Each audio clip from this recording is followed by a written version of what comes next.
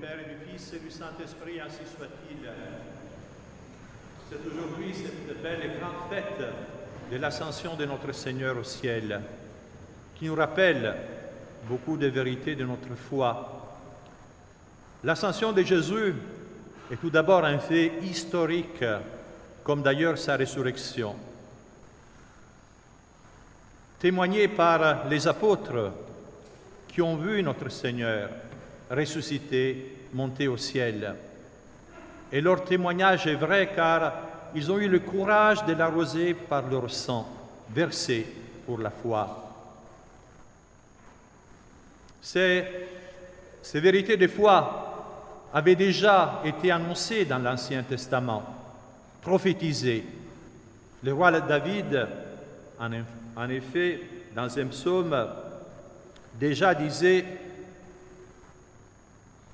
en parlant à Dieu, « Vous ne permettrez pas que votre sein voie la corruption. » Et Jésus ressuscitera le troisième jour. Le prophète Isaïe, après avoir annoncé les souffrances que le Messie devait endurer pour le salut de son peuple, en disant, tant il était défiguré, son aspect n'était plus celui d'un homme, eh bien, il dira, ce serviteur de Dieu sera exalté et souverainement élevé. Jésus avait annoncé sa résurrection aux pharisiens en leur disant, détruisez ce temple, en parlant de son corps, et en 3 jours je le rebâtirai. Et encore, à ceux qui lui demandaient un signe, à cette génération incrédule, adultère, il ne sera donné que le signe du prophète Jonas, comme le prophète resta 3 jours dans le ventre du poisson, ainsi le Fils de l'homme restera 3 jours dans le cœur de la terre. Oui, Jésus est ressuscité, comme il avait annoncé, et même aux apôtres, il les avait préparés à tous les événements de sa passion en leur annonçant la résurrection. C'est Saint Marc qui nous rapporte ces passages très beaux de l'Évangile. C'est Jésus qui parle et qui dit aux apôtres, « Nous montons à Jérusalem, et le Fils de l'homme sera livré aux principaux sacrificateurs et aux scribes, et ils les condamneront à mort, et ils le livreront aux païens, qui se moqueront de lui, cracheront sur lui, les battront des verges, le feront mourir, mais le 3e jour après, il ressuscitera. » Oui, Jésus est vraiment ressuscité et c'est le fondement de notre foi. Et pendant les 40 jours qu'il restera sur terre, par de nombreuses apparitions, il manifestera la réalité de sa résurrection. Les Saintes Écritures nous rapportent une dizaine d'apparitions de notre Seigneur, Marie-Madeleine, aux saintes femmes, aux apôtres, une fois à plus de 500 disciples rassemblés dans un seul lieu. Mais nous savons que l'Évangile n'est qu'un résumé. Saint Jean termine son Évangile en disant « Il y a encore beaucoup d'autres signes que Jésus a faits en présence de ses disciples qui ne sont pas écrits dans ce livre. » Donc Jésus, pendant 40 jours, se manifeste pour terminer d'instruire ses apôtres. En effet, par exemple, le sacrement de l'extrême-onction dont nous parle saint Jacques dans son épître a été très probablement institué par notre Seigneur pendant ces 40 jours où il était resté encore sur terre. Il veut les confirmer dans la foi, car il les destine d'aller prêcher l'Évangile au monde entier, comme vous avez entendu dans l'Évangile de Saint Marc que nous venons de lire. C'était l'ordre de Jésus après sa résurrection. Allez dans le monde entier prêcher l'Évangile à toute créature. Celui qui croira et sera baptisé sera sauvé. Celui qui ne croira pas sera condamné. Et tout de suite après, il parle des signes que les apôtres, les disciples pourront faire, le pouvoir sur les démons, le pouvoir d'imposer les mains, de guérir les malades. Pourquoi? Parce que croire en Jésus, ce n'est pas facultatif. C'est obligatoire pour pouvoir avoir la vie éternelle. Mais pour que l'acte de foi soit prudent, eh bien, les hommes doivent avoir la certitude que c'est Dieu qui se manifeste à eux par la prédication des apôtres. Et ces signes, tous les miracles qui accompagneront les apôtres, mais toute l'Église, toute l'histoire de l'Église jusqu'à la fin du monde, manifeste la divinité de Jésus, la divinité de l'Église qu'il a fondée. Et tout homme de bonne volonté peut, par ces signes, savoir que la vérité se trouve dans la religion catholique, car il y a le sceau, la marque de la divinité par le surnaturel qui l'accompagne. Jésus donc est monté au ciel. Après être resté 40 jours sur terre, dans une dernière apparition au Cénacle, il mange encore une fois avec ses apôtres pour manifester qu'il a un véritable corps, même si c'est un corps glorieux. Et après, ils s'acheminent tous vers la colline, la montagne des Oliviers. Et au sommet de cette montagne qui se trouve en face de Jérusalem, voici que Jésus monte au ciel, devant les yeux éblouis des apôtres. Une chapelle rappelle cet événement qui est hélas aujourd'hui une mosquée. Autrefois, cette chapelle elle était sans toit pour rappeler ces mystères de l'ascension de notre Seigneur Jésus-Christ au ciel. Jésus monte au ciel, non pas comme le prophète Élie dans l'Ancien Testament. La Sainte Écriture nous dit que le prophète Élie a été monté au ciel dans un char de feu. Non, Jésus monte au ciel par sa propre puissance, parce qu'il est Dieu, comme il s'est ressuscité lui-même.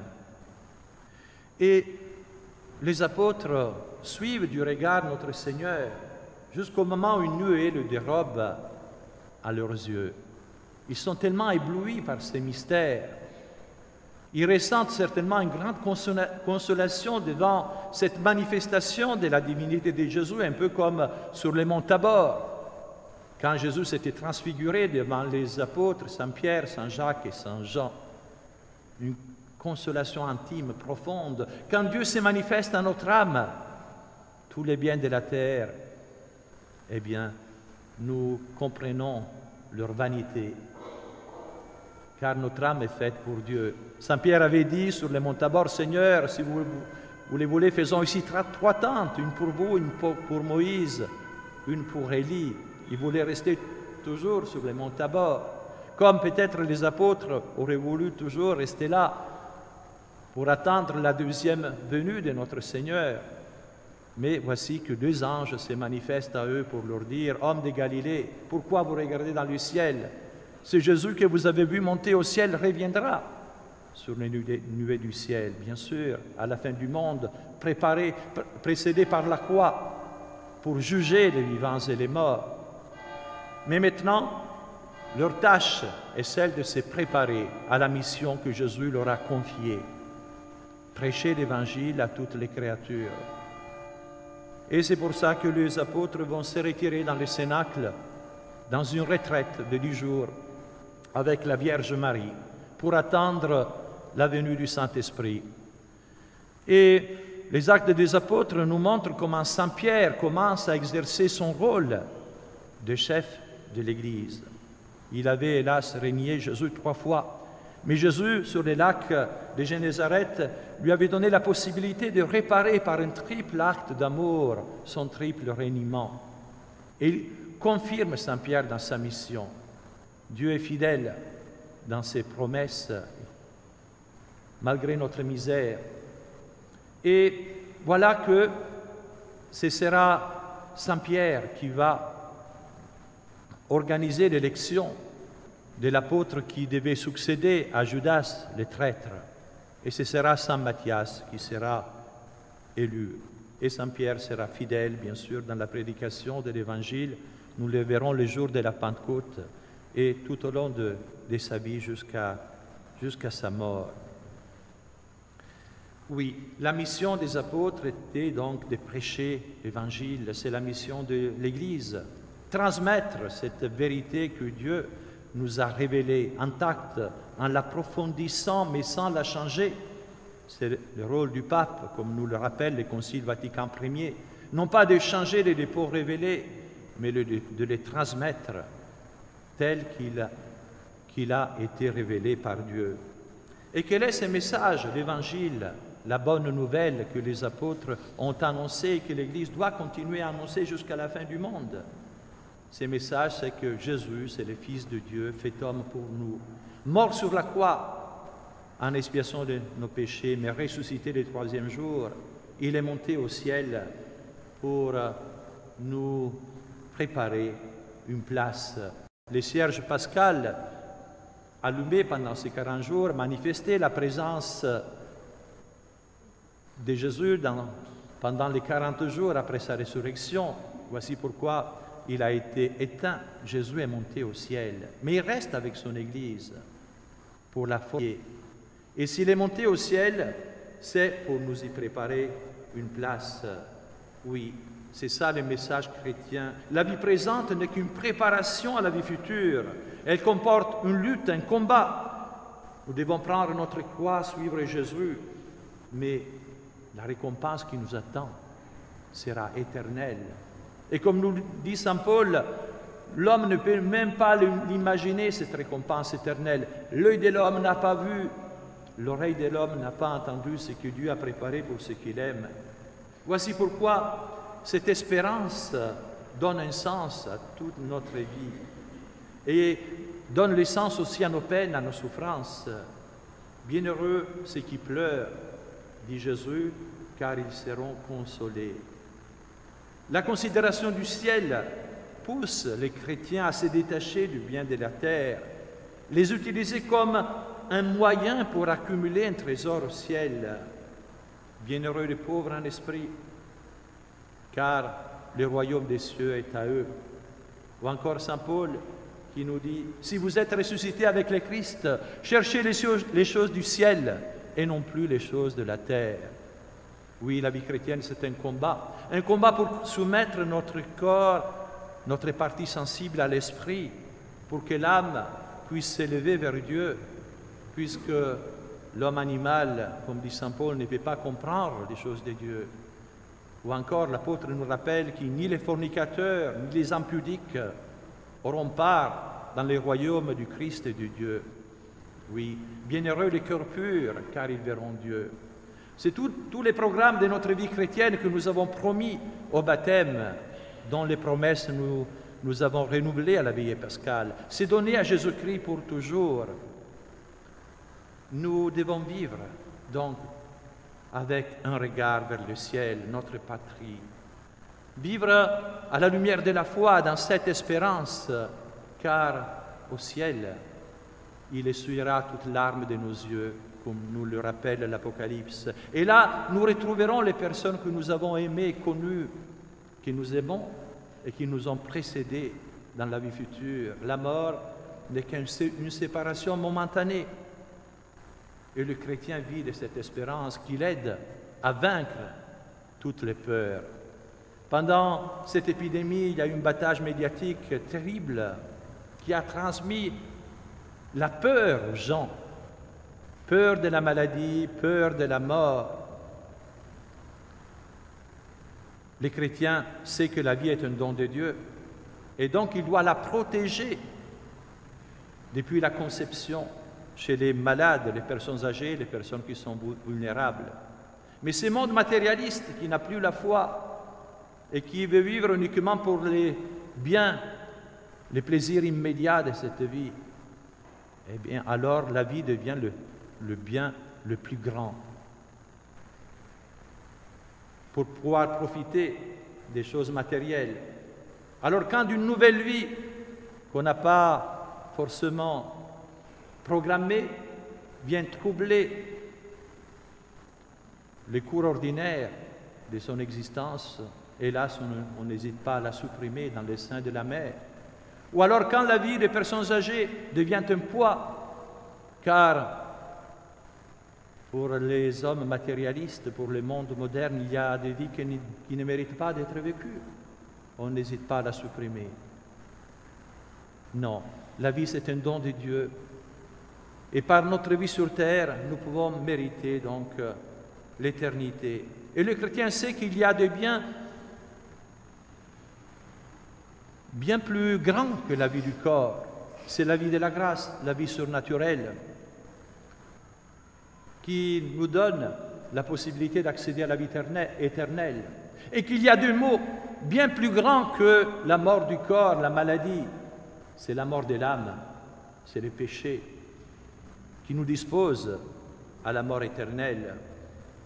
Jésus nous dit dans l'Évangile, « Celui qui veut sauver sa vie la perdra, mais celui qui perd sa vie à cause de moi la trouvera. » C'est qu'avaient compris les saints. Blanche de Castille qui disait à Saint Louis, « J'ai préféré te voir mort devant moi qu'en état de péché mortel. » Au Saint Dominique Savio, la résolution de sa première communion, la mort mais pas le péché. Oui, nous devons vivre de cette foi et l'Église doit transmettre ces messages chrétiens et non pas être asservie aux puissances de ce monde. Transmettre cette foi qui nous aide à vivre dans l'espérance du ciel et qui nous donne la force dans nos peines, dans nos souffrances.